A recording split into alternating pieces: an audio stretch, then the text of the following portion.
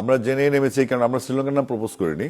আমরা আমাদের চিঠিতে বলেছি আমাদের প্লেয়ারদের সুরক্ষা, আমাদের দর্শক যারা যারা মিডিয়া মানে টোটাল সিকিউরিটি নিয়ে আমরা কথা বলেছি এবং ভেন্যু নিয়ে বলেছি আমরা সেখানে নিরাপদ না, কারণ সেখানে আমরা দেখেছি আওয়ামী লীগ যারা পতিত সরকার তাদের একটা বিশাল ক্রিমিনাল অংশ ওই দেশে বসবাস করে। তো সেটা আমি তো নিজেকে সেফ মনে করছি না।